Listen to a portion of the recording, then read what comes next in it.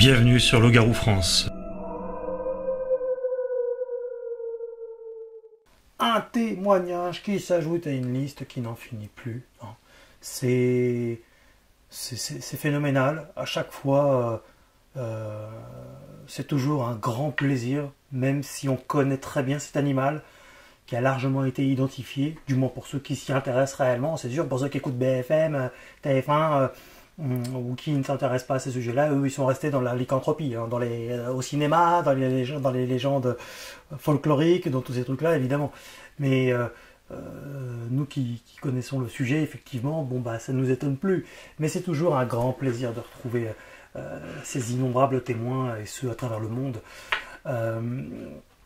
C'est justement là tout l'intérêt. D'ailleurs, si c'était juste un témoignage comme ça, ou deux ou trois, c'est pas intéressant, c'est très fragile un témoignage. Évidemment, quand on en a des milliers et des milliers et des milliers à travers le monde, là il y a peut-être quelque chose à comprendre à un moment donné. Il faut juste faire un tout petit peu intervenir la raison, et pour ce fait, pour optimiser justement cette raison, Loup-Garou, la vérité, Homo lupus, c'est ainsi que je l'ai baptisé, l'histoire du loup-garou. Voilà. Donc loup-garou, garou c'est du vieux français, ça signifie humanoïde. Non pas que ce soit un humain, évidemment, puisque c'est un animal, mais ça signifie qu'il a des caractéristiques humanoïdes. Vous pouvez me commander directement les livres en me contactant à loup-garoufrance@gmail.com, c'est mon adresse mail, loup-garoufrance@gmail.com. Comme ça, vous pourrez vous les procurer et je pourrai vous les dédicacer. Voilà, tout simplement. C'est très complémentaire aux travaux effectués sur Loup-Garou France. Donc, vous avez toutes les réponses à vos questions dans ces deux livres-là. C'est vraiment petit mais costaud, vous allez voir. Voilà, allez, on téléphone au protagoniste en question.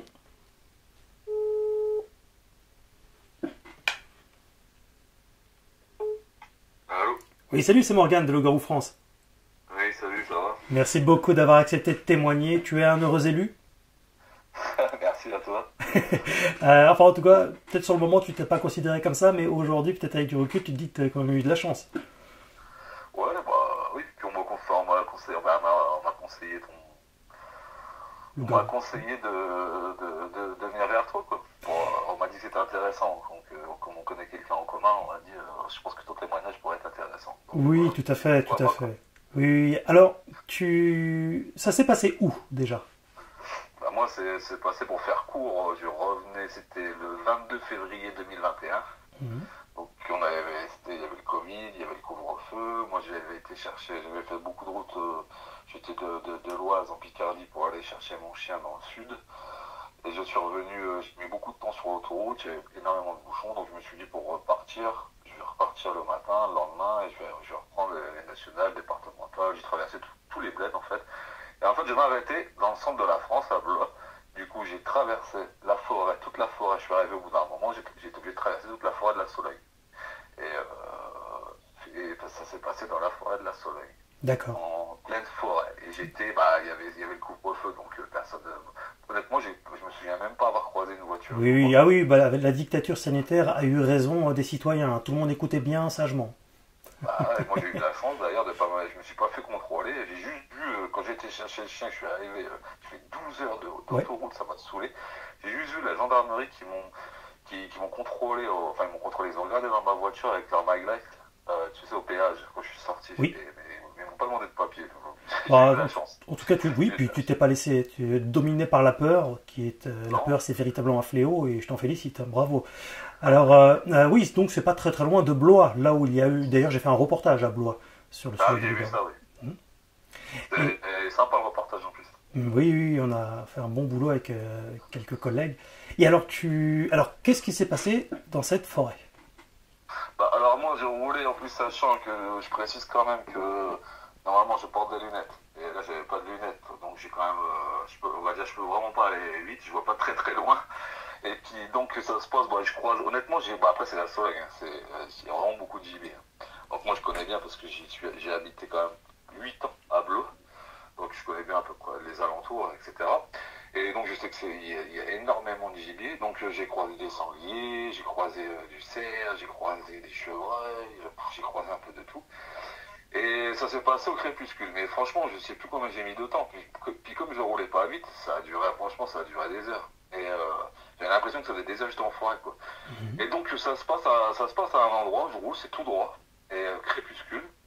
Et puis, ça faisait, il y avait beaucoup de chênes, je pense. Et puis, il y avait je sais pas c'était quoi, la forêt, elle était très dense. Et il y avait des herbes, je sais pas c'était quoi l'essence, je sais pas c'est quoi l'espèce de feuillage d'herbe qu'il y avait, mais c'était assez haut, c'était entre, je dirais entre 1 mètre et 1 mètre 50 sur les côtés, quoi. Donc, et là, moi, je roule, pas très vite, comme je te dis, je vois pas très très bien sans mes lunettes, donc voilà, je venais d'aller chercher le chien, je faisais attention, j'avais un break, et puis le chien était derrière, et puis mais là, j'ai croisé plein de gibier, et là, d'un seul coup, il y a quelque chose qui sort devant moi, qui marche tranquillement, et sur la moitié de la route, il me regarde, il continue de marcher, mais il regarde mon visage, et moi, je décélère, je m'arrête pas, je décélère. Et il passe, il regarde mon visage, et hop. Et je sais pas, il a dû s'arrêter 1 ou 2 secondes. Quand il a passé la route, il a traversé la route. C'était le jour ou la nuit? C'était entre les deux, justement. C'était au crépuscule. C'était en train de tomber, mais il faisait encore jour. Il était quelle heure à peu près? Oh, je sais plus, je sais pas. C'était en février, c'était le 22, je sais plus. À la louche, comme ça. Je sais plus, je dirais 17h et quelques. Ouais. Et ça a duré combien de temps cette vision?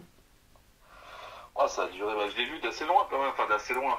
Non, pas d'assez loin non plus, mais ça a duré combien de temps? Je crois que ça a été vite quand même. Ça a duré, je dirais bien. Je dirais bien. Quasiment, ouais, je sais pas, c'est quasiment 10 secondes, je pense. Ah oui. Entre 5 et 10 secondes. Donc, facile. Suffisamment de temps pour quand même que tu vois clair malgré ton manque de lunettes. Ah oui, de toute façon, moi c'est de loin que je vois pas, donc c'est vraiment de loin. Donc après, il y a un moment où... Il était à combien de mètres de toi à peu près? Quand la mer, là où je me suis rapproché le plus, je dirais 15 mètres, 20 mètres. Oui, donc c'est près quand même, oui, effectivement. Ouais, à la fin j'ai bien vu d'abord. D'abord, après, ça m'a fait... Alors... les poils qui se sont hérissés et tout, je me suis dit, qu'est-ce que je viens de voir? Puis moi qui est fils de chasseur, j'ai une famille de chasseurs, depuis que je suis tout petit, j'étais vraiment endoctriné là-dedans, dans le piégeage, mon père était président de chasse, dans des grosses assemblées de chasse, enfin plein de choses, même en Sologne et tout. Donc je connais vraiment bien les animaux depuis que je suis petit, le gibier, la chasse, tout, le peçage et tout, et j'ai jamais vu ça, quoi. Enfin, je me dis... Après, j'ai ralenti, j'ai décéléré un peu plus loin. J'ai fait 1 kilomètre ou 2, je m'en souviens. J'ai décéléré, je me suis quasiment arrêté. Je me suis dit, je fais demi-tour, je vais voir. Parce que ça m'avait pas fait peur. Puis de toute façon, il m'a regardé, mais il n'avait pas l'air il n'était pas impressionné. Il n'avait pas l'air d'être impressionné de voir une voiture ou de me voir une voiture. Oui, il connaît. Et il n'avait pas l'air de me voir de mal. Donc moi je décélère, je me dis qu'est-ce que je viens de voir? Je m'arrête, premier truc que je fais, j'avais les poils hérissés, j'avais la chair de poule, pourtant je suis pas un peu heureux, je connais tout ça, je connais les gibiers, tout ça. Je regarde, la première chose que je fais moi c'est, je regarde ma jauge de carburant. Disons, ça c'est dès que je l'ai vu, dès que je suis passé, j'ai regardé ma jauge de carburant, parce que c'est le premier truc que je me suis dit. Je me suis dit, faut pas que je tombe en panne là. Ouais. Et j'ai vu, j'avais assez de carburant. Après je me suis dit, il y a le chien derrière, hop, je dis au pire, même si je tombe en panne, je ferme la centralisation. Le chien, il va me prévenir s'il y a quelque chose qui arrive, tu vois. Ouais. C'est ce que je me suis dit. Et après, je me suis arrêté donc un peu plus loin. Je me suis dit, je fais demi-tour, je vais voir qu'est-ce que je fais. Et après, je me suis dit, qu'est-ce que je viens de voir? Je me suis dit, en fait, ça ressemblait vraiment à une biche. Mais la femelle du cerf, donc une vraie biche, hein, pas chevreuil. Donc, je me suis dit, honnêtement, ça faisait ça. Je me suis dit, ça faisait une biche qui marchait sur 2 pattes. Je me suis dit, c'est pas possible. C'est pas ça. C'est un truc qui était plus rationnel. Comme moi, je crois pas moi, je crois vraiment en ce que je vois, quoi. Les légendes, les trucs, les contes, tout ça, j'y crois pas. Donc, je me suis dit, j'ai essayé de rapprocher le truc qui ressemblait le plus. Je me suis dit, c'est une biche sur 2 pattes. Et un cerf, ça a des bois. Là, il n'y avait pas de bois. Donc, je me suis dit, il y a quelque chose qui cloche. Puis après, je t'envoie les messages, des captures d'écran de conversation. Moi, j'ai dit, j'en avais parlé à très peu de personnes. J'avais parlé à mon frère et à mon meilleur ami. Est-ce que tu me permets de lire les messages, là, à l'antenne? Alors, c'était donc le message que tu as envoyé, c'était le 23 février 2021 à 20h17, pour ceux qui veulent savoir. C'est le lendemain, tout à fait. Je pense que j'ai vu un Sasquatch. Ou alors, je sais pas ce que c'était, mais pourtant c'était ça, hallucinant le truc. Il a tourné la tête vers moi en plus, le truc de fou. Et là, ton ami te répond... Ah ouais, chelou, faudrait regarder voir s'il y a des gens qui ont vu ça dans le coin, va savoir. Et toi tu réponds, hallucinant, ça fait froid dans le dos. Effectivement. Ouais, et donc il t'a répondu à 20h31, quelques minutes après. Ouais, j'avais un groupe, on avait fait un groupe pour le Covid, mon frère et puis mon meilleur ami, parce que bon, en plus j'en ai parlé comme mon frère, mon meilleur ami et mon père. Tu m'as aussi fait quelques croquis, est-ce que tu me permets de les diffuser? Ah ouais, bah, moi c'est ce que j'ai vu, il m'a regardé comme ça. Et ça, en fait, le croquis que je t'ai dessiné, c'était à la fin, ça. C'était juste avant de partir que je le voyais plus. Et c'est comme si qu'il m'a regardé, qu'il a mis sa main sur, je sais pas, un arbre ou ce qu'il y avait. Et puis hop, il est parti, mais ça, il avait vraiment pas l'air de... Voilà. Il n'avait pas l'air d'être étonné. Et il n'avait pas l'air de vouloir me faire de mal. Hein. Alors dans les dessins que tu m'en as fait deux, hein, j'en ai montré un là, à l'audience. Alors... Est-ce que tu peux faire la description la plus détaillée, s'il te plaît? De ce que j'ai vu. De ce que tu as vu. Bon, alors moi, ce que j'ai vu, ça n'a rien à voir ce qu'on peut voir dans les films ou dans les autres dessins ou dans les autres témoignages. J'ai regardé, même sur toi, sur ta chaîne, j'avais des témoignages, je me suis renseigné un peu de mon côté. Moi, ce que j'ai vu, alors c'était vraiment grand, très très grand. Je dirais bien plus de 2 mètres. Mm-hmm. Peut-être pas 2,50 m non plus, mais plus de 2 mètres, ça c'est sûr. Ouais. Très maigre, très maigre, mais vraiment très fin. Très fin, vraiment. Des poils hyper longs. Mm-hmm. Sur ce que j'ai vu, moi on voyait pas la peau. Comme j'ai vu, il y a beaucoup de descriptions, on dit qu'on voit les torses. Ça dépend du cas par cas, mais la description que tu en fais est assez banale aussi, quoi, parce qu'il y a différentes races de loup-garou. D'accord. Oui. Et du coup, moi j'ai vu grand, maigre, pas du mal à marcher debout, des longues jambes, des longs bras, ouais. Vraiment de très longs bras. Par contre, comment ça s'appelle? Je sais plus comment ça s'appelle cette position-là. Bipède. Oui, mais non, c'est pas la position. Tu sais la forme des jambes. Ah, en Z, un peu comme un canidé, quoi. Oui, voilà. Et moi, par contre, ce que j'ai vu, il n'était pas comme ça. C'était pas comme ça. D'accord. Par contre, ça avait l'air d'avoir des longs pieds. Et il marchait sur la pointe des pieds. Voilà. Oui, c'est des pattes. Oui. Voilà.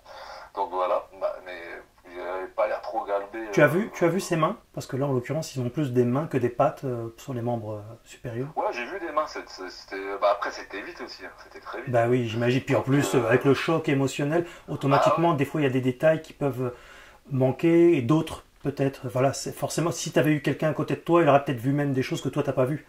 Et tu vois, c'est comme ça les témoignages. Après, j'en aurais parlé tout de suite sur le coup, j'aurais plus de détails à te dire. Parce qu'après aussi, il y a le temps qui passe. Hein, c'est clair, voilà, c'est clair. Tu fais ta vie et tout. Bah oui. Il y a des petits détails, tu oublies. Enfin bref. Après, oui, pas trop galbé comme, on va dire, oui, comme qu'un idée. Mais par contre, oui, il avait l'air sur la fin, on va dire sur la fin des chevilles, oui, ça avait l'air d'être galbé comme ça quand même. Parce qu'il marchait un peu comme ça. Ouais. Mais plus il marchait, on va dire, il marchait plus comme un homme, entre guillemets. Après, il avait des longs poils, très longs poils, marron fauve, vraiment marron fauve, sale. C'est pour ça que ça t'a fait penser à une biche. Ouais, voilà. Ouais. Et puis par contre, il m'a pas regardé. Et vers la moitié de la route, il m'a vu, il n'est même pas couru, il n'y a rien du tout. Il a vu que j'ai arrivé, j'ai décéléré, et il m'a regardé. Et il a continué, il n'a pas été... il n'a pas été sous le choc de me voir ou... Oui, il connaît, c'est un animal. Il a continué de marcher tranquillement, et par contre il m'a regardé, il a continué, mais là il a tourné la tête, et là j'ai vu une tête, et je me suis dit, une biche, donc la femelle du cerf, c'est une tête aussi carrée. Je me suis dit, ça faisait une tête carrée, avec un long museau, et des oreilles en pointe, quoi. Donc je me suis... Et puis ça allait avec la continuité des poils, donc j'ai bien vu la tête, ça faisait une tête de loup. Mais une tête de loup, mais fauve, marron. Oui, donc, oui. Il y en a. Hein. Donc, et tu as vu ça, son déplacement un peu aérien, très Ah, c'était à bizarre, ah ceux... oui, c'est comme tu dis, ça fait rien. Oui, Et comme tout à je te fait. dis, ça fait l'impression qu'il marche sur la pointe des pieds. C'est tout Exactement. léger en fait. Exactement. Ça avait l'air d'être tout léger et c'était hyper maigre. D'ailleurs, Et c'était impressionnant. dans mon dernier reportage, j'ai réussi à avoir quelques images intéressantes de loup-garou, et on voit bien sa silhouette courir, et on voit bien cet aspect aérien comme ça, dont beaucoup parlent et que je connais bien, quoi, à force d'étudier ce phénomène. Et c'est impressionnant, hein, t'as vu, c'est beau, hein, c'est gracieux quand même, c'est pas un... Bah oui, et puis moi, j'avais pas l'impression, déjà que c'était bizarre parce que j'avais pas l'impression qu'il était étonné de me voir Tout à devant fait. une voiture. Oui. Et aussi, j'ai pas l'impression qu'il me volait du mal. Non, C'est pour ça que je me suis même demandé à c'est faire demi-tour. c'est J'ai pas un arrêté de... animal qui attaque l'homme, puisque c'est une question de survie pour eux. On est des super prédateurs, et donc voilà, ils font gaffe. Ouais. Comme les Après, loups, hein, moi, d'ailleurs. Oui, bah ouais, c'est ça. Après, moi, comme je te dis, moi, je crois pas, tu sais, je crois vraiment ce que je vois. Donc, c'est pour ça que ça m'avait perturbé. Après, j'en ai fait aussi abstraction, parce que sinon, après, après, tu vas en forêt, tu regardes partout tout le temps. Après, moi, je me suis dit, écoute, t'as vu ça depuis que je suis petit, comme tu dis, je vais à la chasse, tout petit, avec nos amis, bah, on habitait en campagne. Tout petit, on allait camper dans la forêt, en pleine forêt, pour se faire peur, justement. Donc, quand tu as vu cet animal-là, bon, au départ, tu t'es peut-être même parti un petit peu sur le Sasquatch, bon, même si ça y ressemble pas oui. vraiment, parce que c'est pas la même dégaine non plus, mais tu en as parlé à ton pote, tu en as parlé à d'autres personnes?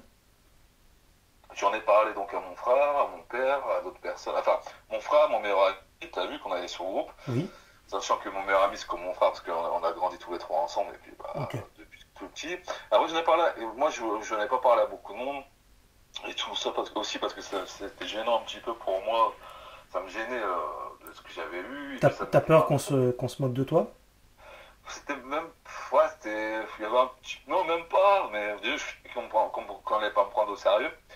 Et puis que, ouais, ça me mettait, c'était perturbant. Moi, dès que j'y pensais au début, j'avais de la chair de poule et Tu les comprends, poils. tu comprends que beaucoup, la plupart, 80%, si c'est pas 90, témoignent un peu comme toi, anonymement. Du coup, tu...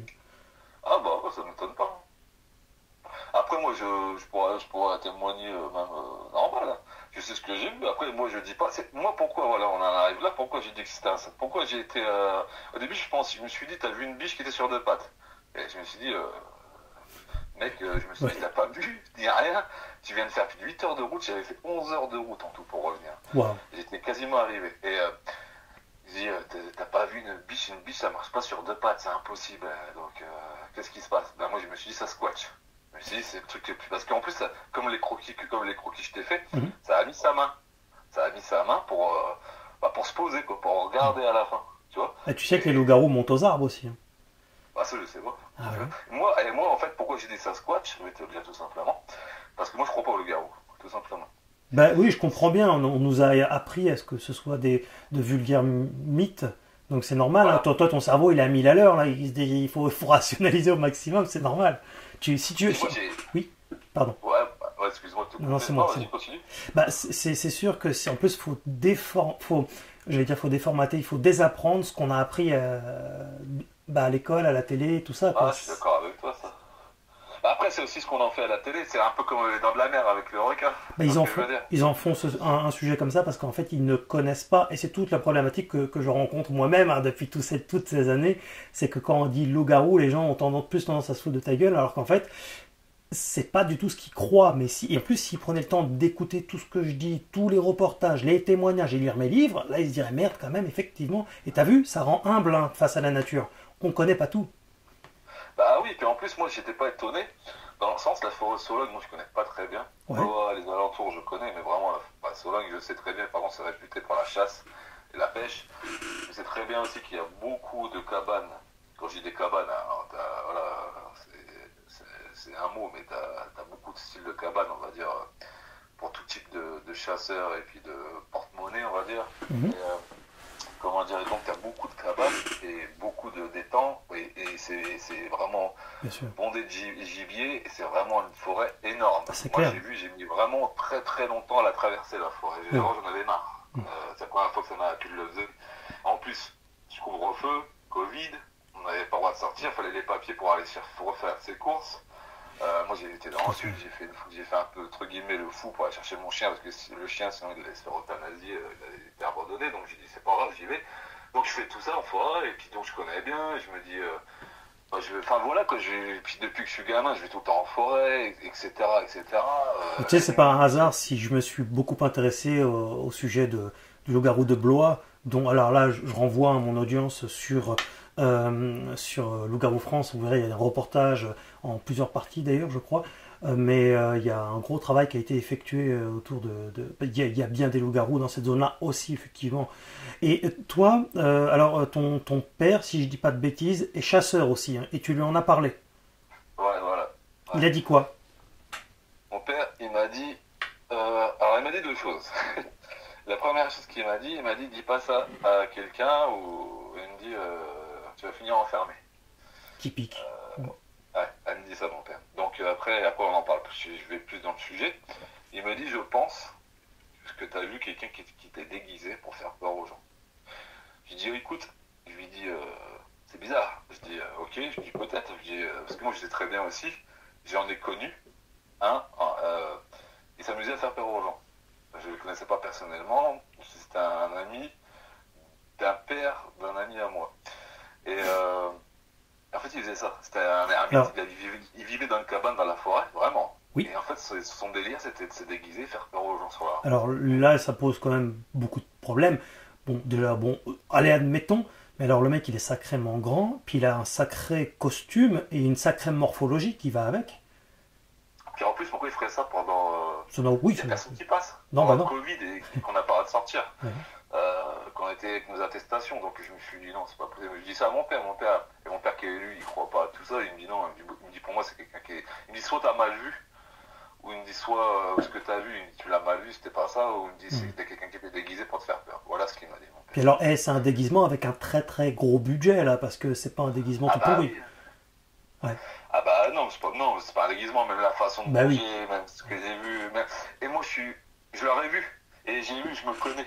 J'ai rarement peur, j'ai fait des sports extrêmes, j'ai fait plein de choses, et je sais de l'adrénaline, j'ai du mal à l'avoir, je sais quand je l'ai. Et là je l'ai eu l'adrénaline, j'ai les poils, j'ai la chair de poule d'un coup. Alors qu'il n'était pas agressif. Non, j'ai regardé ma jauge de carburant, bah oui, et j'ai regardé ma jauge de carburant, et alors qu'il n'était pas agressif. Tout ça parce que tu vois un truc que tu n'as jamais vu en fait. Exactement. Et tu te dis... Là, tu te dis, t'es pas dans un film, là, tu te dis, le truc, tu l'as vu, et le truc, il t'a regardé, dans les yeux. Est-ce que toi, selon tes critères de beauté, parce que ça peut être aléatoire, toi, tu trouves que c'est un animal magnifique ou plutôt laid? Bah, moi, ce que j'ai vu, il était beau. C'était beau. Et par contre, honnêtement, ça a été vite, ça a été très vite. Mais il avait l'air, je pense qu'il, je sais pas si c'était balade ou pas. Mais c'était très très maigre. Hein. Voilà, quand je dis maigre, c'était vraiment très très maigre. Ouais. J'insiste là-dessus. Oui, il y a beaucoup de spécimens très fins. Musclés, mais fins. Oui. Et donc après, je sais pas. tu as vu ses yeux? Comment? Est-ce que tu as vu ses yeux? Moi, j'ai vu ses yeux. Oui, j'ai vu ses yeux. Après, te dire comment... Si je te dis la couleur de ses yeux, je sais pas. Non, parce que des fois, il y a des yeux... ça dépend des races aussi. Ils peuvent être rouges, ambre, très brillants, mais ça fait des reflets comme des LED. T'as pas vu ça, toi? Ou des fois, des yeux noirs, ça dépend. Moi, non, il y avait un regard perçant, par contre. C'était un regard clair. Parce que j'ai vu quand il me regardait, en fait. Et il m'a pas regardé tout de suite. C'est ça qui est bizarre, par contre. Parce qu'il n'y a pas 36 voitures qui passent. Donc je me suis dit... Même moi, du coup, après, quand même mon père m'a dit ça, je me suis reposé la question. Parce que je me suis dit, c'est vrai que... il n'était pas étonné de me voir, alors qu'il n'y a pas de voiture qui passe. Moi, j'ai pas croisé une voiture. Est-ce qu'il avait une crinière, celui-ci? Pour moi, il n'avait pas de crinière. Est-ce qu'il avait des oreilles longues ou courtes? Longues. Et plutôt larges, fines? Comment? Fines, mais longues. Dressées sur le dessus ou en arrière? Dressées. Et ça correspond à ton dessin. Et tu as vu sa queue? Non. Et j'ai pas vu sa queue.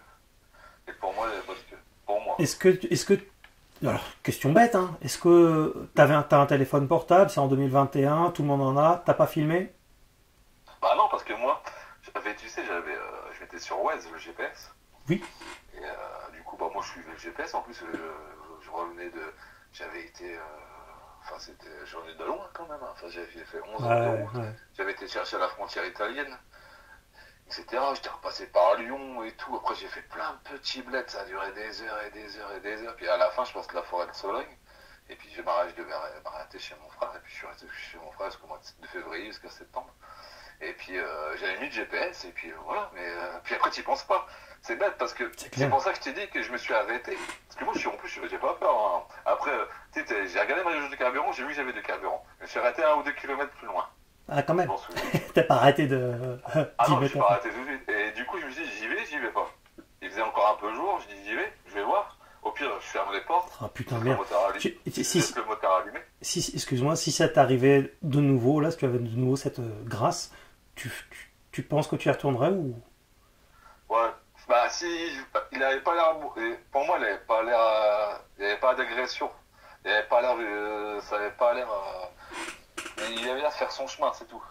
Donc si j'avais le même rapport, si ça arrivait encore dans le même état, exactement dans la même façon que ça s'est passé, oui, j'y retournerais. Par contre, si je verrais quelque chose d'agressif, non, je pense pas que j'y retournerais. Par contre, j'appellerais plus la gendarmerie, quelque chose comme ça, par exemple. Oui, j'allais te le poser la question parce que, bon, il y en a qui peuvent... Généralement, les gens n'en parlent pas à grand monde, voire à personne, et encore moins aux gendarmes parce que, bon, bah... toujours la peur en fait, j'ai vu un loup-garou ou un truc qui y ressemble, en tout cas, foutage de gueule tout de suite. Toi, t'es pas venu à l'idée de contacter les forces de l'ordre, non? Non.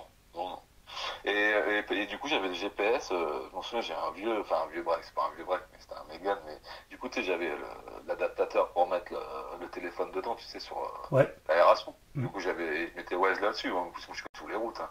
Donc voilà, et c'est pour ça que t'y penses pas en plus, tu vois le truc, tu vois, il aurait fallu que je prenne le téléphone, j'enlève Waze et je filme, tu sais, j'avais pas le temps, je décélérais, ça a été vite, tu me dis, mais grâce à la technologie, bon, au-delà de mes travaux personnels, grâce à la technologie, notamment les cams qui sont posés sur les casques des motards ou de certaines voitures, à un moment donné, nous aurons plus d'images aussi de ce genre-là, ça viendra avec le temps grâce à ça. Bah ça oui. Après moi, déjà, moi je me suis demandé de retourner. Et moi ce que j'aurais fait, je serais pas sorti de la voiture. J'y avais pensé. Je serais retourné, j'ai vu où c'était, je me serais arrêté devant où ça s'est passé. Ouais. J'aurais fermé la centralisation. Et je serais resté dans ma voiture, j'aurais attendu. Et là j'aurais plus le téléphone, c'est ce que je voulais faire. Et j'étais tout seul. Après il y avait le chien et tout, j'aurais pu le faire. Alors je te le dis, hein, si ça devait de nouveau t'arriver, on sait jamais, hein, on croit que ça n'arrive qu'aux autres, et puis un jour en fait on se rend compte que les autres c'est nous-mêmes. La preuve d'ailleurs, sache que les loups-garous ne s'attaquent pas aux êtres humains. C'est comme les loups, c'est pas sa priorité du tout. À moins qu'il soit, t'as vraiment pas de chance, et qu'il ait la gale ou un truc comme ça, ou qu'il y ait des petits à côté, mais il y a il y a une chance sur des milliards et des milliards. T'as 1000 fois plus de chances de te faire attaquer par un sanglier qu'un loup-garou, quoi. Alors, pourquoi tout ce qu'ils nous racontent dans les contes et les gens... Oui, c'est des mythes, effectivement, c'est des mythes. Parce que moi j'en parlais justement parce que avec mon meilleur... Bah t'as vu mon meilleur ami, je t'ai montré les messages là, de 2021. Ouais. Tout à l'heure je l'ai eu au téléphone. Et je lui ai dit que j'ai été interviewé par toi par rapport à l'histoire. On lui fait un coucou. Ouais. Et lui, du coup, il est comme moi, il est terre à terre, à fond. Et moi, je lui ai dit un truc et il m'a dit, je pense comme toi. Moi, je lui ai dit, écoute, je pense qu'il y a des choses. Et après, de là à croire que les hommes se transforment. Ah non, c'est pas le sujet. Non, ça n'a rien à voir. La pleine lune, etc. Je dis, moi, j'y crois pas. Mon pote, Cédric, il me dit, moi non plus. Je dis, moi, je crois un truc par contre. Je dis, le truc le plus rationnel que j'ai lu, parce que moi, j'ai fait des recherches de mon côté, j'ai vu qu'il y avait les scientifiques ont fait des expériences, et que j'avais vu aussi aux États-Unis qu'il y avait des gens par rapport, enfin, il s'était passé certaines choses, et que dans les familles, tu avais le FBI qui venait avec des voitures en noir, sans plaque, etc. Et ça, c'était des trucs véridiques. Oui. Et donc, moi, ce que je me suis dit, en fait, ce que j'ai dit à mon meilleur ami, il m'a dit, t'as raison, il me dit, je pense comme toi. Je lui dis donc ça. Je lui dis, écoute, sur 100 vidéos, sur 100 témoignages et vidéos, on va dire, pour moi, t'en as une qui est vraie. Une ou deux. Mais tout le reste, c'est du fake, c'est pour faire du buzz, pour faire du tu m'as-tu vu, des vues, etc. Mais je pense que oui, il y a quelque chose de vrai, mais c'est minime. Et que les gens, peut-être que les vrais témoignages et les vraies vidéos ont été vus, et du coup, ça a été. Après, ils en ont fait. Ah oui, là, quand tu parles de témoignage, tu me parles de vidéos, tu parles de loup-garou filmé, c'est ça? Ouais, filmés ou même des vraies histoires. Tu sais, moi, Après, ça fait 17 ans que je travaille sur le sujet, donc ça fait bon, ça fait pas 2 semaines, quoi. Et je peux te dire que des témoignages authentiques, il y en a des milliers à travers le monde. Pas juste en France hein, ou aux États-Unis, hein, le monde. Et c'est vraiment, quoi. J'ai même eu des témoignages de gendarmes, de policiers, j'ai même un avocat, des gens assermentés, hein, tu vois, hein, pas des gogoles. Et non, c'est un phénomène très, très sérieux, effectivement, qui chamboule un peu les esprits quand on découvre tout ça. Mais regarde, si toi-même tu ne l'avais pas vu, tu continuerais à croire qu'en fait c'est que des conneries, etc. Bah ouais, mais moi par contre, ce que j'ai vu, je ne dis pas que. Après, moi j'y connais rien non plus. Oui. Moi, La description que tu en fais, c'est sûr, c'est un sanglier. Non mais voilà, tu vois bien quoi. Après moi je dis pas, je sais pas comment ça se passe. Moi je dis pas je dis pas c'est un loup-garou. Oui, je comprends. Pour moi je dis pas. Pour moi un homme il se transforme pas en loup. Ah non, c'est clair, c'est clair. Si c'est arrivé dans le passé, dans les histoires, dans les légendes et tout ça, pour moi c'est quelqu'un qui a perdu la tête et qui c'est de la démence et qui s'est pris pour un loup. Bien sûr, bien sûr. Voilà. Tout à fait. Ça j'y crois, problème psychologique, machin, Oui. je rentre pas dans les détails. Par contre, ce que j'ai vu, pour moi, c'est pas quelqu'un qui se transforme. D'ailleurs, ça porte le nom de... Oui, tout à fait, c'est un animal. Ça porte le nom de lycanthropie médicale. En fait, c'est des gens qui ont un pet au casque, effectivement, et qui s'imaginent se transformer en bête, mais pas forcément en loup-garou. Ça peut être autre chose aussi, hein, d'ailleurs. J'en parle dans mon premier livre. Et oui, c'est un loup préhistorique, en fait, le loup-garou. C'est un loup qui provient de l'âge de glace. Donc là, je détaille tout hein, dans mes livres aussi et dans ce que je fais.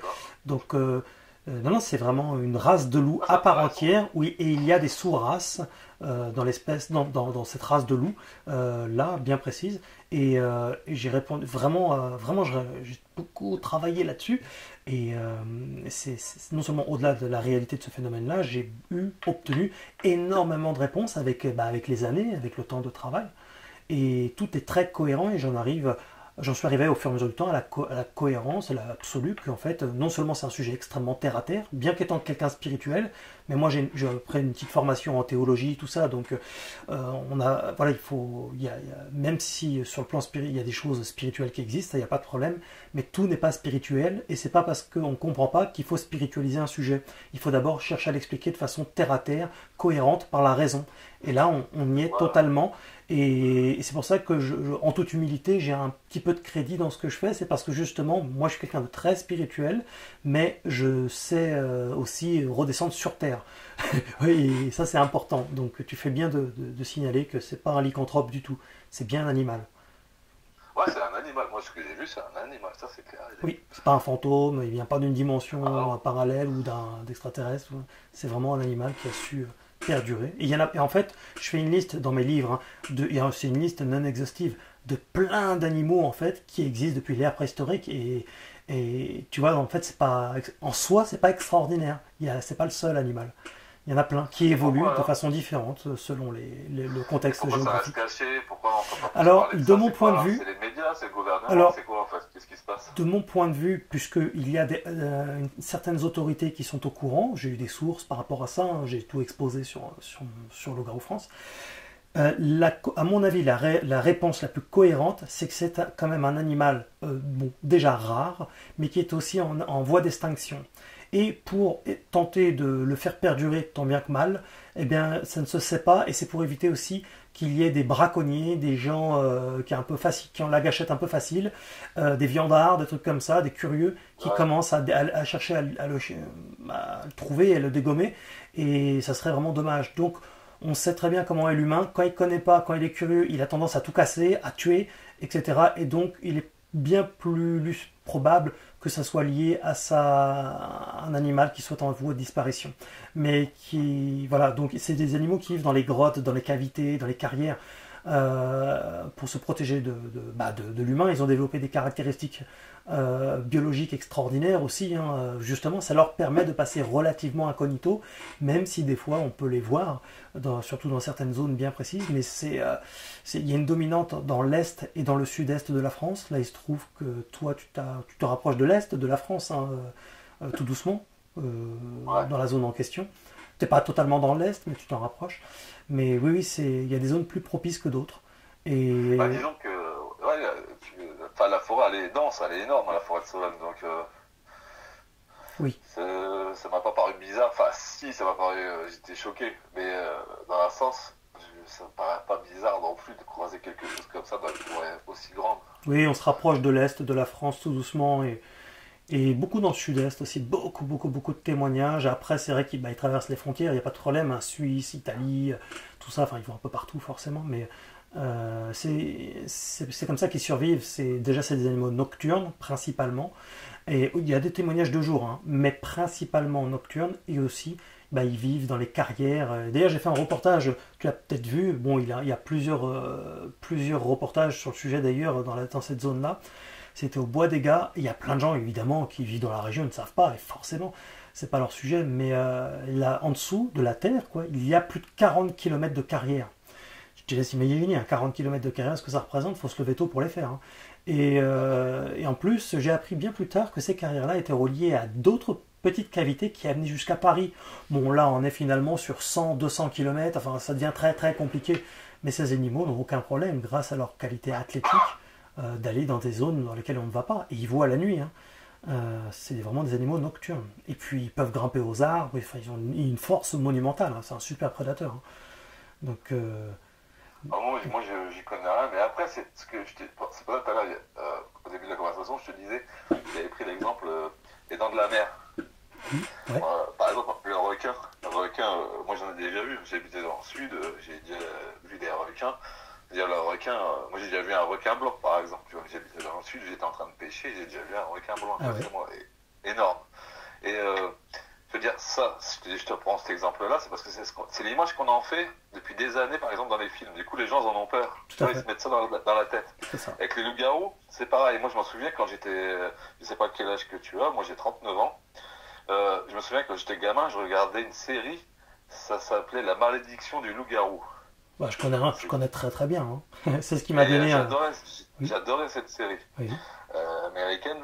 Et tu vois, tu me parlais de crinière. Et là, sur cela, ils avaient une longue crinière avec Scott Zeni. Je m'en souviens, c'était le nom. Il avait Tout à fait. Et le héros était Eric Cord.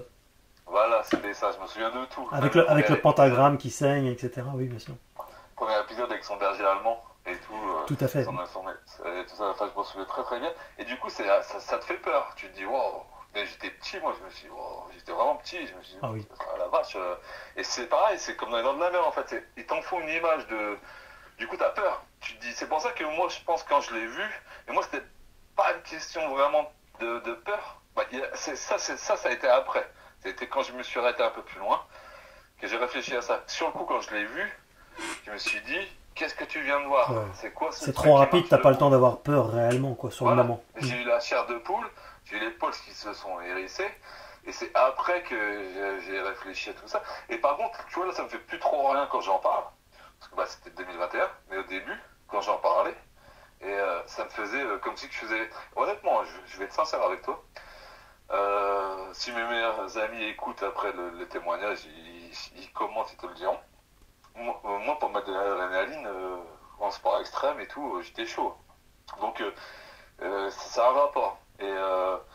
Et quand j'en parlais, juste le fait d'en parler, il n'y a pas encore si longtemps, ça me mettait un jet d'adrénaline, juste d'en parler. Et j'avais la chair de poule et les poils qui se dressaient, parce que je revoyais encore la scène dans ma tête. Mais là, c'est comme je t'ai dit tout à l'heure, avec les années qui passent, tu fais toutes les choses, tout ça, du coup, tu nexes un petit peu les détails, les trucs, tu sais. Mais au début, ça me mettait, juste d'en parler, ça me mettait la chair de poule et ça me redressait les poils. Je me disais, je revivais la scène. Même si ça ne me voulait pas de mal, ça se voyait. Mais tu te dis, qu'est-ce que tu viens de voir? Enfin, Alors, tu es resté un peu dans une errance, une forme d'errance de méconnaissance pendant quand même pas mal de temps. Hein. Ah bah oui, mais j'avais déjà vécu... j'ai vécu deux choses bizarres dans ma vie, il y a ça. Et puis il y a une autre chose, quand j'étais plus petit, chez moi. Ça n'a rien à voir avec Ok. le loup-garou. C'est carrément autre chose, mais c'est pareil. C'est un truc, c'est pareil. C'est pas le loup-garou, mais c'est autre chose. Et puis j'avais été réveiller mes parents. Mes parents ont vu ce que j'ai vu en pleine nuit. Et puis mes parents m'ont dit tu sors pas de la maison. C'était où, chez toi ou dehors? C'était dehors. Mais moi, T'as j'étais vu, chez t'as moi vu, dans ma t'as vu, maison. on peut faire une petite parenthèse, on est sur Logar en France, on est entre nous, on fait ce qu'on veut. T'as vu quoi dehors? Ah, par contre, ça n'a rien à voir avec le loup-garou aussi. C'est quoi ces phénomènes ovnis ou... Ouais, phénomène ovni. Ouais. J'habitais dans mon village, maison de mes parents. J'avais, je sais plus, hein, je devais avoir 12 ans. 12 ans, je vivais dans la même chambre que mon frère. Mon frère, il a 2 ans plus que moi. Ou peut-être j'avais 13 ans, comme ça, oui, je devais avoir 13 ans. Mon frère, en pleine nuit, on avait un Velux, un grand Velux dans notre chambre. Mon frère, je vais te faire vite. Mon frère, il me réveille en pleine nuit. Il me dit, ah, regarde. Qu'est-ce qu'il y a? Il me dit, il y a des fruits. Parce que moi, en fait, j'avais ma maison. Et derrière, un petit peu en déport du village, et derrière ma maison, enfin moi ma chambre, il y avait un grand Velux et ça donnait sur la forêt en fait. Mhm. Et il y avait un champ et après ça donnait sur la forêt. Et mon frère me réveille, et il me dit regarde, il y a un truc de fou, ça éclaire tout, je vais pas te dire le nom du village, j'allais dire le nom, mais ça éclaire tout le village. Et bon, moi je me lève, je regarde, et là qu'est-ce que je vois? Véridique. Et c'était incroyable. D'abord, c'est le truc et ça et le peut-être soi-disant loup-garou que j'ai vu, c'est les deux trucs les pires. Il y avait 3 sphères. J'ai vu 3 sphères rougeâtres, translucides. Mais ils bougeaient d'une façon. Moi, je suis technicien de maintenance. Donc voilà. Je sais comment la mécanique, comment tout se passe. Et c'est vrai, on en a reparlé même des années après, même encore maintenant. T'as aucun véhicule aérien Ouais. qui est capable de bouger comme nous, ce qu'on a vu. Ouais. Je veux dire, ça faisait des arcs de cercle, mais à une vitesse, bouf, ça s'arrêtait d'un coup net. Après, ça repartait doucement. Oh, c'est n'importe quoi. Ça s'arrêtait. Ça faisait ça éclairait. Ça faisait des cônes d'éclairage, bim, comme si t'éclairais avec une lampe dans le ciel. Bouf, ça sortait des boules. Bon, ça faisait leur truc et tout. Et puis d'un seul coup, ça faisait des flashs et ça éclairait tout le village en pleine nuit. Et moi, je fais quoi? Parce que moi, j'étais pas con déjà à l'époque. Je dis, ils vont pas nous croire, les parents. Hop, moi, je vais dans la chambre, je descends les escaliers, je vais dans la chambre des parents, je réveille mes parents. Je dis, venez à l'étage, je dis, je vais vous montrer un truc. Ils ne croyaient pas trop. Ils viennent, ils regardent. Mes parents me disent, surtout, vous sortez pas. Vous sortez pas de la maison. Et même mon père, un chasseur. T'arrives à définir la distance de ces objets? Ouais, ça devait être 3-4 km, je pense. Un bon 3-4 km. Parce que le lendemain, on a été voir, hein, le lendemain, dans la forêt, on la connaissait bien. Donc, c'était mon village. Donc, c'était le village de mon père, il était là-bas, ma grand-mère, etc. Enfin, donc, on connaissait tout. C'était ça s'appelait le Marais. Et tout le monde allait chasser là-bas, enfin bref. Et du coup, et à la fin, le truc le pire qui s'est passé, c'est là que mes parents ont dit, surtout vous sortez pas. Les 3 boules, c'est pas un mensonge. Mhm. Les 3 boules se sont réunies en une boule, ça a fait une seule boule, et là ça a fait ça. Comme ça, même pas une seconde. Il s'est monté dans le ciel, c'est monté. Mais tu vois ce genre de témoignage aussi là, c'est toujours pareil, c'est toujours, j'ai pas vu que ça n'existe pas, enfin c'est un peu ridicule, c'est pas parce qu'on n'a pas vu que ça n'existe pas, faut pas être nombriliste déjà, mais aussi, tu vois bien, après il faut faire intervenir la raison.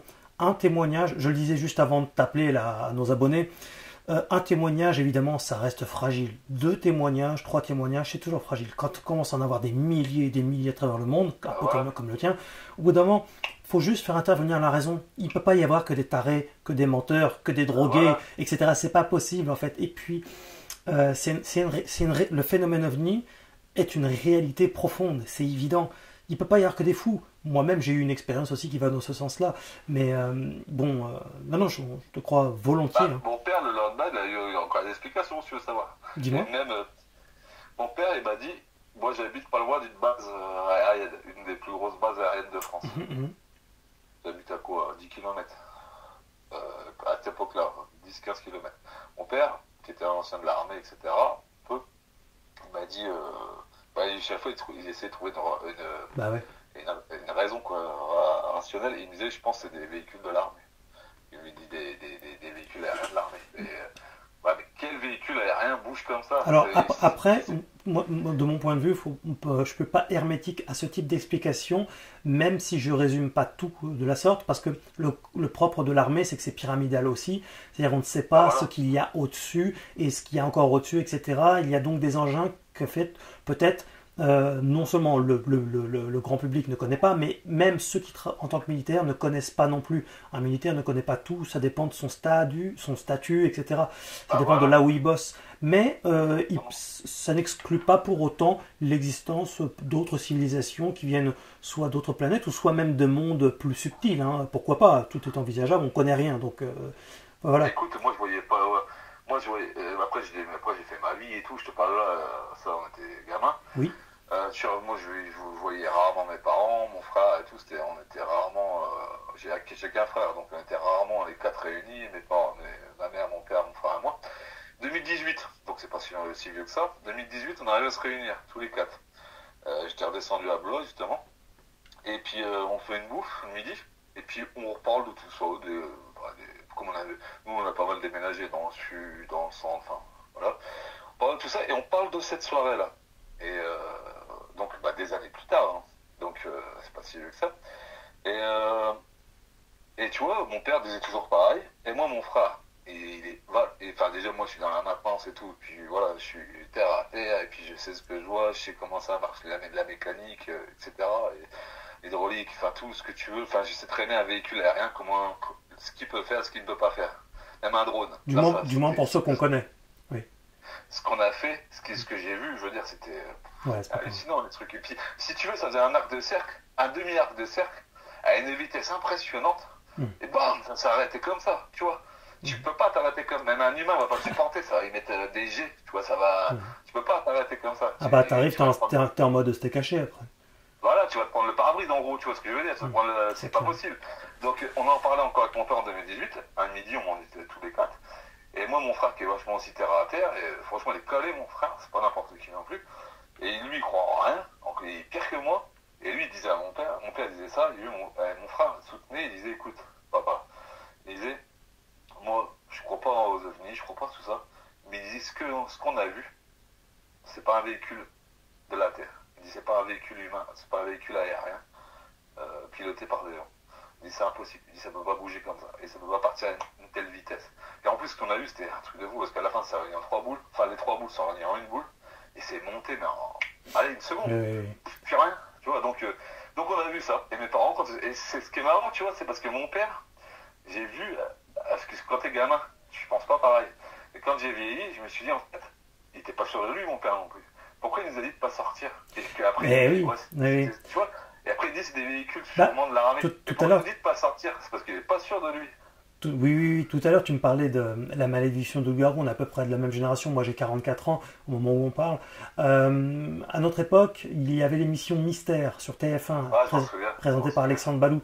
Et ton témoignage me fait penser à celui de la base militaire aux États-Unis, où il y avait justement une sphère comme ça. Alors là, en l'occurrence, c'était une sorte d'une sphère rougeâtre, très intense, qui s'approchait d'eux. Un truc comme ça, et ça me fait penser à ça, quoi, mais non, c'est un phénomène très très sérieux et ça aussi qui prête à rigoler là, comme pour le loup-garou, mais si le monde savait qu'il ne sait pas, qu'il ne sait rien, et plus on en sait, plus on sait qu'on ne sait rien. En vérité, le monde est vaste et voilà, c'est ça. Moi, ce que j'ai vu par exemple ce jour-là, moi je te dirais sur ça après, je finis le débat parce que c'est pas le débat. Oui, pas de problème. Moi, je finis le débat sur les ovnis, mais pour moi. C'est pas un véhicule, c'est pas quelque chose de piloté. Pour moi, ce que j'ai vu, c'est comme le loup-garou, par exemple. C'est un être. Moi, pour moi, ce que j'ai vu, c'est que c'est un être vivant.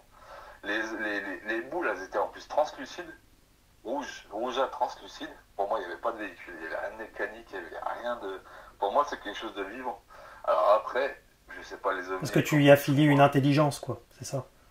Pour moi, c'est pas mécanique. Pour moi, il n'y a pas de véhicule. Pour moi, c'est quelque chose qui vit. Ça me faisait penser, si tu veux, on va dans l'océan, ça me faisait penser à des méduses. Oui, d'accord, ok. Tu vois, pour moi, c'est quelque chose qui vit, qui est comme ça. C'est tout. Ouais, pour moi, c'est ça. Eh ben, l'explication. c'est une esquisse, c'est une parenthèse très intéressante parce que de toute façon, on fait ce qu'on veut. Encore une fois, on est entre nous sur Loup-Garou France. On peut en parler aussi. Ça a déjà arrivé plusieurs fois d'ailleurs qu'il y en a qui nous parlent un peu d'autres phénomènes comme ça. Puis même lors des lives, tu sais, sur Loup-Garou France, on parle de plein de trucs qui n'ont rien à voir avec le loup-garou. Mais voilà, c'est bien, c'est très intéressant tout ça. Ton témoignage, en tout cas, pour l'un comme pour l'autre d'ailleurs, est très crédible. Et puis maintenant, ouvre l'œil. Hein, et puis, c'est sûr que c'est pas facile d'avoir le réflexe de filmer, mais c'est le réflexe qu'il faut avoir dans ces moments-là. Sortir le téléphone, boum, dégainer. Bah ouais, mais quand j'en aurais été à 2 en plus. À deux, c'est sûr, j'y serais retourné. Ouais. Et là, tout seul, puis à 2, enfin, je sais plus même à 2, ça se trouve même t'as ton pote qui est à cause, ça se trouve il a scotché aussi là. C'est clair, cool, c'est clair. Oh, c'est cool, enfin, t'es halluciné quoi, tu dis. Tu vois, moi, pour te dire, il y a un truc qui me revient en mémoire dans les films. Ce qui ressemble le plus de tête à ce que j'ai vu, après si tu connais les films avec les loups-garous, oui. C'est de tête, hein, je parle pas du corps, je parle juste de tête. C'est Van Helsing. Van Helsing, ouais. Ouais. La tête du loup que j'ai vu, ça ressemblait vachement à Van Helsing. Ouais, avec des yeux carrément plus petits par contre. Ça ressemble le visage, parce que j'ai fait un peu sur les croquis, ça ressemble vachement à ça, tu vois. Long, mais fin, tu vois. Est-ce que tu as vu les détails de ses doigts?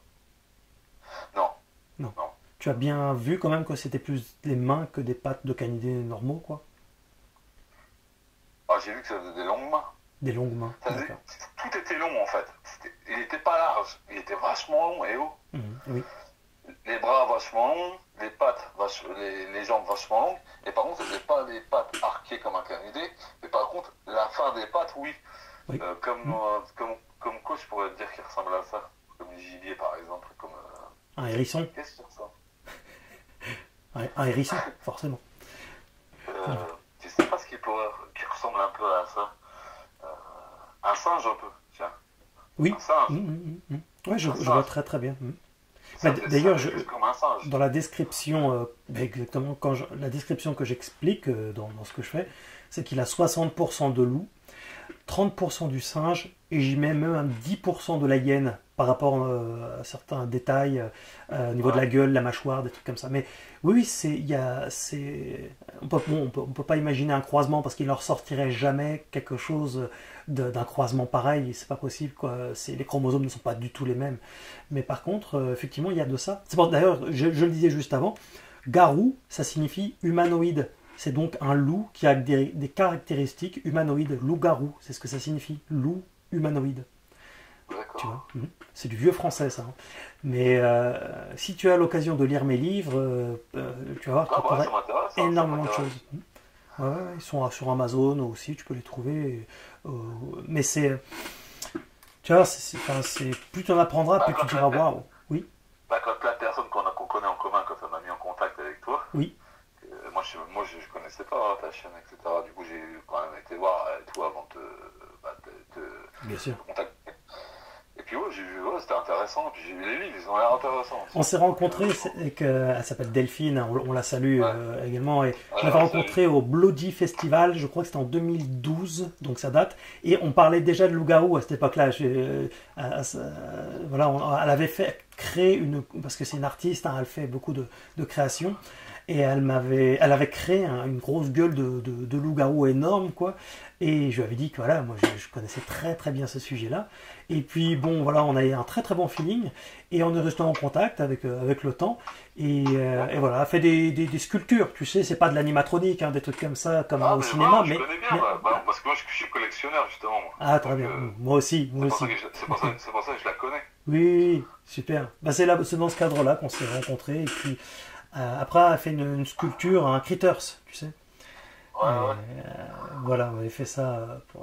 Donc voilà. C'est elle qui m'a conseillé de te parler, du coup, mais avant de te parler, j'étais voir ta chaîne. Et j'ai pas tout regardé. Hein.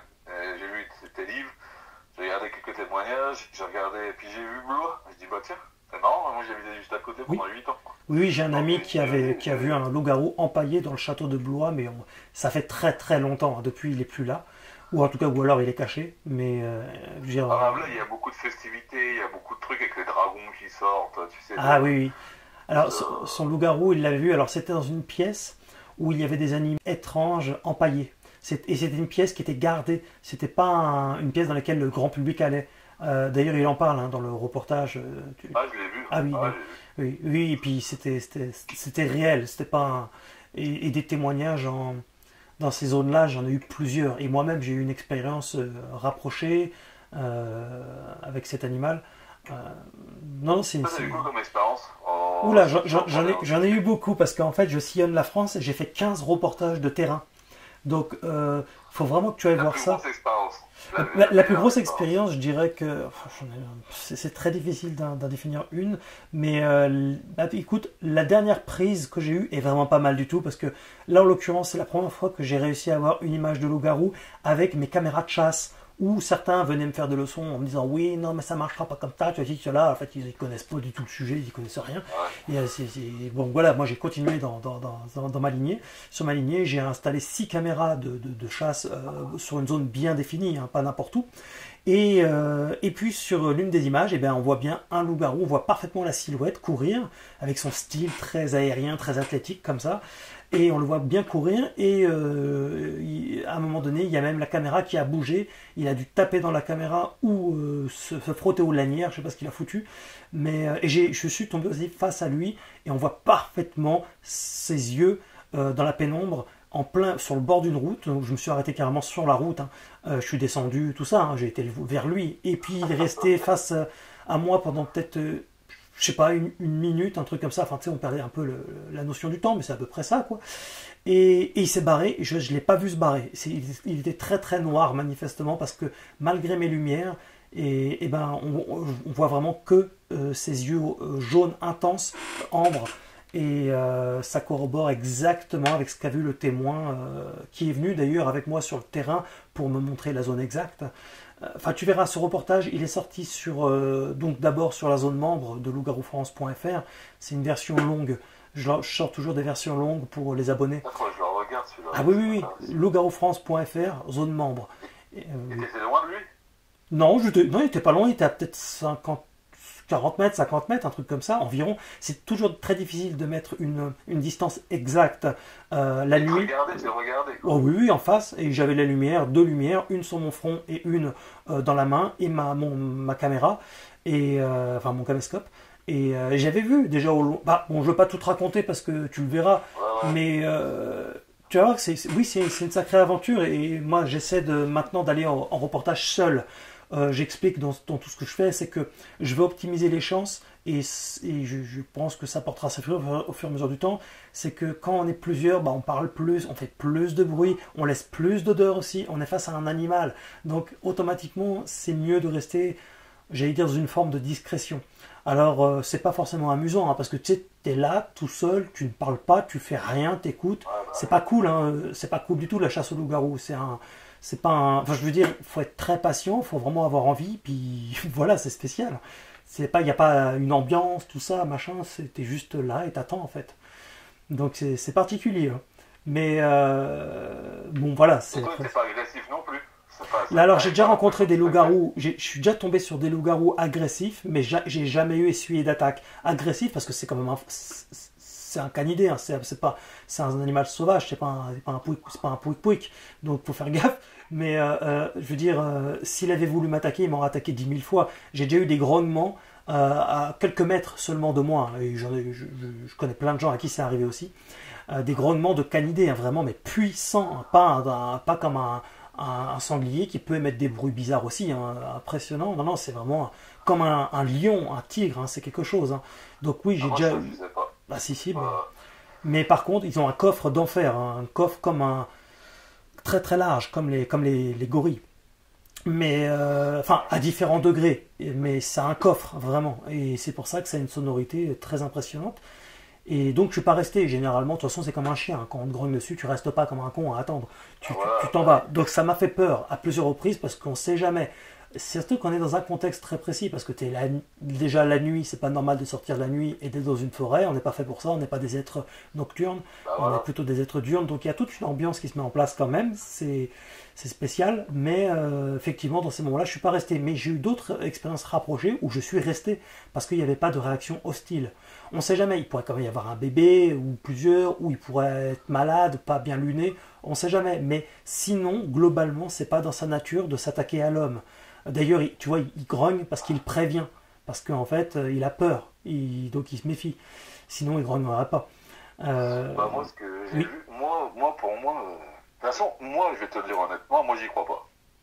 D'accord. Après, ce que j'ai vu, je l'ai vu, ça c'est vrai. Ouais. Mais j'y crois pas. C'est comme ça, hein. Ah non, mais je comprends. C'est pas facile Et je sais pas ce que j'ai vu. Par contre, ce que j'ai vu, ça n'avait pas l'air du tout agressif. Et même, c'était bizarre. Alors après, est-ce que c'est parce que c'était le Covid et qu'il n'y a aucune voiture qui est passée dans la forêt de la Sologne, surtout dans ces forêts-là, il n'y a pas beaucoup déjà, en temps normal, il n'y a pas beaucoup de circulation. Oui. Et avec le Covid, il y en avait encore moins. Oui. Donc tu crois, ça fait vraiment comme dans les films d'horreur, Ouais, hein, ouais, tu sais, ouais. tu sais, c'est vraiment forêt quoi, pendant 2-3 heures. Et puis, Ouais. mais le truc, il est passé devant moi, mais il me regardait pas. C'est à la moitié de la route, là, qui me regarde. Mm. Et puis qu'à la fin, il pose sa main sur un truc, sur un arbre ou je sais pas, je sais plus, ça a été vite. Hein, et puis, comme je t'ai fait le croquis, puis là, hop, il a disparu. Enfin, il a disparu, il est parti, quoi. Et les herbes, elles étaient vachement hautes. Comme je te dis, je sais pas c'était quoi l'essence exactement des herbes, si c'était des roseaux, des grandes fougères, je sais pas c'était quoi. Je sais qu'il y avait des gros chênes, c'était une forêt de chênes et de sapins. Mais après, je sais pas, mais il avait pas l'air, enfin, il marchait tranquillement. Bah Et oui. puis, on leur a dit qu'il m'avait même pas calculé, quoi, que j'arrivais. C'est juste quand j'ai décéléré devant lui, à la moitié de la route, quoi, qu'il était en train Oui, oui. de traverser. Et là, il m'a regardé. Il m'a bien regardé, tu voyais qu'il regardait pas la voiture, il regardait mon visage. On sent non seulement dans le comportement l'intelligence, mais bien évidemment dans le regard. C'est un regard intelligent, c'est pas un regard Ah bah oui. d'un animal banal. Bah, c'est ce que j'allais finir par te dire. Oui. Ça a l'air d'être intelligent. Ah ben complètement, complètement, ils sont hyper intelligents. C'est pour ça que c'est comme ça qu'ils arrivent à traverser les âges. C'est par leur intelligence et leurs aptitudes physiques. Ils peuvent aller là où l'humain ne va jamais. Et que les gens ne connaissent pas toute la France. Hein. Tu sais, Mais il n'avait pas l'air méchant. Après, c'est ce que je te dis. Moi, c'est mon impression. c'est une question de survie pour eux. S'ils s'attaquaient à l'homme, alors ça, instinctivement, ils savent qu'on est dangereux, que bah, ça concourrait alors à une extinction évidente. Les animaux ne s'attaquent pas aux plus gros qu'eux ou aux animaux dangereux, tu vois. C'est la chaîne alimentaire, c'est comme ça. Et toi, tu disais que. Moi, je t'écoute, hein, et tu disais qu'il y a un truc là qui est. Tu disais que tu avais des témoignages de la gendarmerie, etc. Ah ouais, bah tu peux les voir sur Loup-Garou France, hein. Ils sont disponibles. Et j'ai aussi un témoignage, j'ai eu, je crois, 2 gendarmes et un policier. Et aussi un avocat, mais bon, après voilà, il voulait pas appuyer là-dessus, mais bon, je dirais pas lequel c'est, mais c'est un avocat. Et j'en ai eu, ouais, bon, j'en ai quelques-uns aussi à l'étranger, mais c'est pas la Les demande. gendarmes, ils t'ont dit qu'ils avaient vu le garou. Ouais, ouais, tout à fait, ouais. Oui, absolument. Tu peux voir ça sur Loup-Garou France. Et après, ils ont envoyé les images à certaines autorités qui s'occupent des phénomènes étranges. Et après, ils n'ont plus une nouvelle des traces qu'ils avaient relevées. Ça leur a foutu les jetons, hein, parce que pareil, ils savaient pas que. Ils ont été appelés. Alors attends, l'un de ces témoignages-là. Ils ont été appelés, ils étaient 2, c'était dans, je crois, je veux pas dire de conneries, je peux me tromper, hein, parce que j'en entends tellement, tu sais, puis moi je check énormément aux États-Unis, mais au Canada, aux États-Unis, il y a plein de témoignages. Ils ont été appelés parce qu'il y avait des hurlements de chiens, c'était dans le sud de la France, sud-est, je crois, et il y avait de la neige, et quand ils sont arrivés, bon, il n'y avait pas de hurlements de chiens, il n'y avait rien du tout, puis c'est là qu'en fait ils ont vu des grosses traces de canidés anormales. Ils ont commencé à s'intéresser à ça, à prendre des photos, puis là, ils ont entendu du bruit derrière, ou je crois un grognement, et là, ils ont vu un loup-garou, enfin, normal, enfin normal, tout est relatif, ça dépend pour qui, pour moi c'est normal, et pour d'autres ça ne l'est pas, qui était debout, en l'occurrence, des fois ils sont quadrupèdes, là il était debout, il les regardait, il mesurait environ 2 mètres, et puis bah, il a fait quelques sauts, parce qu'il saute très très bien, ils sont très athlétiques. Hein.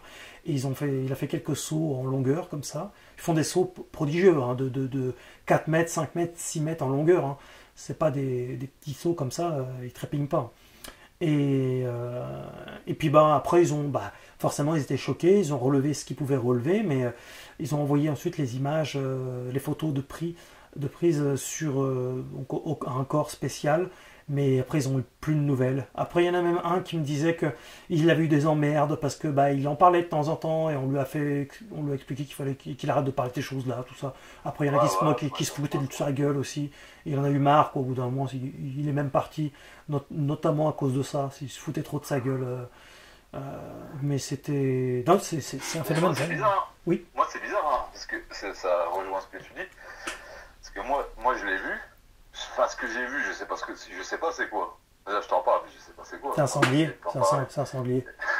Non, mais j'y crois pas. Tu vois Je comprends. J'y crois. Je te jure, j'y crois pas. Hein. Et ça, on pourra pas m'en faire. Je pourrais pas défendre là-dessus. J'y crois. Moi, je suis terre à terre. J'ai déjà eu des témoignages comme les tiens, de gens qui le voient parfaitement devant eux, mais sans être péjoratif, hein, attention, en tout respect, mais c'est quand le disque est formaté d'une façon, c'est dur de le déformater pour intégrer d'autres informations. Quoi. En fait, pour y croire, c'est comme on en a dit. C'est comme tu as dit tout à l'heure. Il faut désapprendre. Il aurait fallu vraiment que je fasse demi-tour et puis peut-être que je le vois mieux. Tu vois ce que je veux dire? Après, il faut faire intervenir la raison quand même. Encore une fois, on a des milliers de témoignages, on a des images vidéo, tu peux les voir, les vidéos. Hein. C'est pas comme s'ils n'étaient pas là. Alors attention, bien évidemment. Les témoignages, c'est des conneries. Il y en a qui sont là pour. Alors sur Loup-Garou France, non. Après, par contre, j'exclus pas qu'il puisse y avoir un taré à gauche à droite, mais globalement, les gens, même surtout anonymement, n'ont aucun intérêt à raconter ça. Surtout que c'est anonyme, donc c'est pas comme s'il y avait du buzz ou quelque chose à en retirer. Et il y a quand même des images tout à fait pertinentes. Hein. Alors attention, il y a des images fausses, il y en a plein des fakes hein, sur Internet en termes de vidéos. Non, je parle des vidéos, pas des témoignages, mais parce qu'une vidéo, ça peut être facile à truquer. Mais il y en a aussi des authentiques, et j'en parle de ces vidéos-là, et notamment par mes soins, mais par aussi quelques images d'un loup-garou en train de creuser un trou aux abords d'un cimetière, c'est une vidéo tout à fait authentique. Et il y en a d'autres comme ça, tu peux les voir. Après, mais il y a le gouvernement aussi qui fait ça, cette fois-ci. Le gouvernement, c'est comme tu as dit tout à l'heure. Je pense pas que ce soit lié. Je pense pas que ce soit lié au gouvernement, mais que ce soit un institut.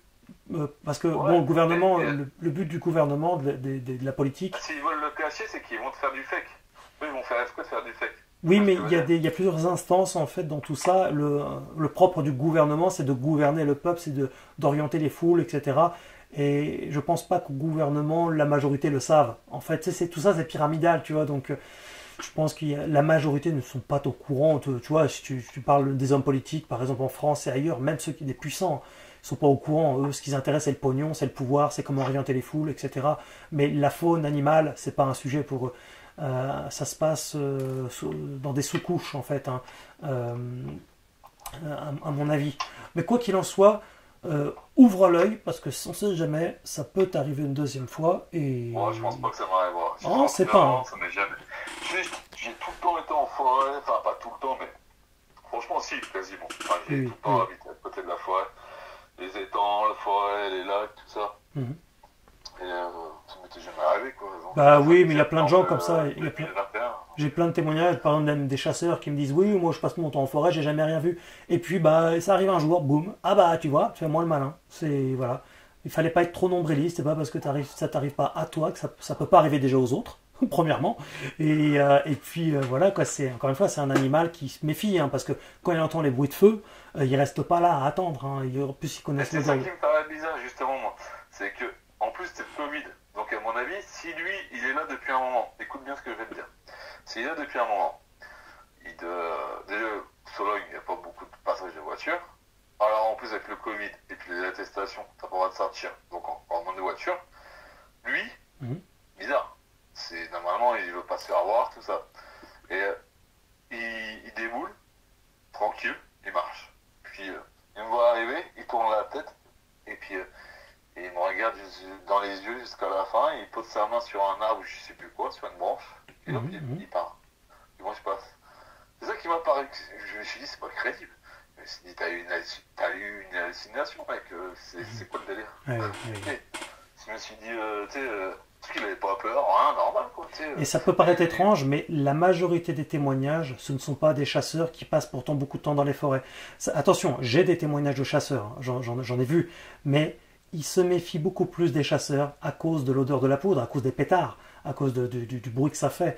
La majorité des témoignages, ce sont des gens du quotidien, très plus ou moins banal, tout ça. Mais je suis d'accord avec toi, mais moi qui baigne dans la chasse depuis que je suis tout petit, oui.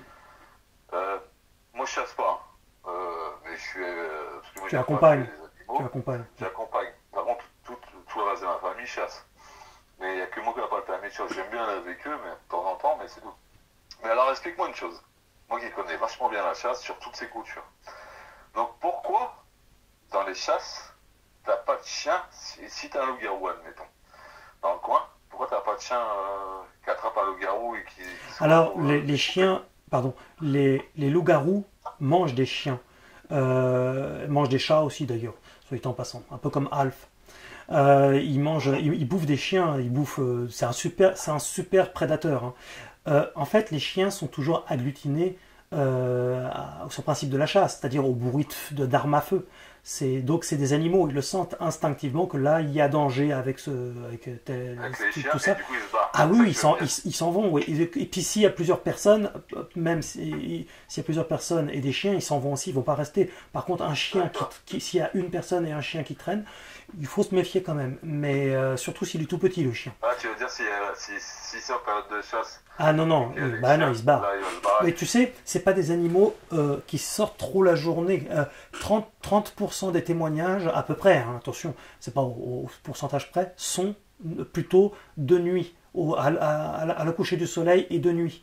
Donc tu vois, parce que c'est pas des animaux qui sortent la journée. Alors voilà, c'est pour ça que les chasseurs se rendent pas compte, mais ils sont là avec des armes comme ça face à un animal en plus hyper intelligent qui connaît très très bien son environnement, qui connaît très bien l'humain.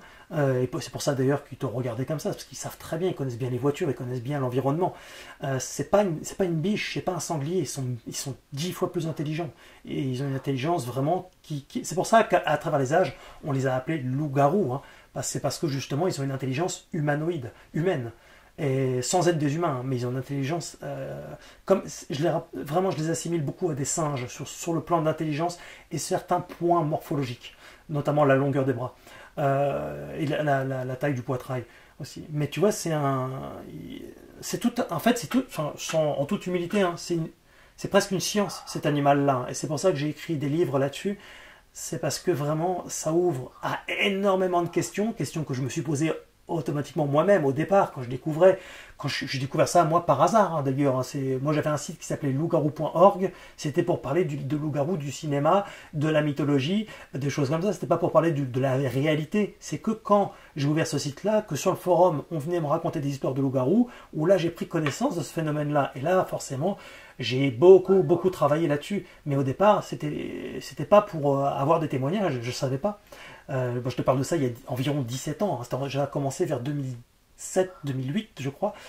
Et bon, etc. Je ne vais pas trop faire ma bio, mais voilà, c'est. En tout cas, on va devoir terminer ici, mais c'est vraiment. Merci beaucoup d'avoir pris le temps. On a pris même un peu plus de temps que prévu, d'avoir pris le temps de témoigner. Et puis tu retrouveras ton témoignage dans les semaines à venir. Hein, ça va prendre un petit peu de temps, mais dans les semaines à venir sur Loup-garou France. Et d'ici là, vraiment, essaie de regarder les reportages, les témoignages, et tu verras que c'est pas des conneries, encore une fois, quoi. Voilà. Merci beaucoup. Ça marche. Je te souhaite une bonne soirée. Coucou à ton collègue qui regarde peut-être. Et on se retrouve peut-être, qui sait, si tu as d'autres informations complémentaires ou une autre apparition, tu n'hésites pas à me contacter. Ça marche, pas de souci. Merci beaucoup. Merci. Bonne soirée. Bonne soirée. Salut. Eh ben oui, les livres, j'en parle tout le temps. C'est pas parce que je veux absolument vous vendre ma camelote, mais c'est parce que c'est vachement important, parce que c'est pas des conneries. Hein. C'est très très sérieux. Contactez-moi loup-garoufrance@gmail.com ou vous pouvez passer directement sur Amazon. Le problème d'Amazon, c'est que je ne peux pas vous faire un petit orthographe. Donc là, au moins, c'est un peu plus personnalisé. Voilà, on a même sur la boutique de lougaroufrance.fr, le site officiel, vous avez des mugs comme ça, deux, trois goodies. Ça permet de faire de la pub et puis de se faire plaisir aussi, quoi, pour l'anniversaire, Noël, ou pour soutenir tout simplement Loup-Garou France. Et vous avez même la possibilité de faire, de faire une petite donation. Ne soyez pas juste viewer, mais devenez contributeur avec PayPal. Une petite donation fait toujours super plaisir et ça m'aide à continuer à alimenter tout le contenu que vous voyez. Voilà. Et si vous voulez même en voir encore plus, vous avez la zone membre sur lougaroufrance.fr. Ah, mais on étoffe le sujet parce que les activités, parce que le but c'est de perdurer. Voilà. Et donc, l'argent, c'est le nerf de la guerre, vous savez. Donc, c'est la crise. Je le dis tout le temps, oui, mais pour moi aussi. Donc, moi, j'espère pouvoir continuer à être en action, en activité de longtemps. Et pour ça, j'ai besoin de vous. Merci beaucoup pour votre soutien. Vous étiez sur Loup-Garou France.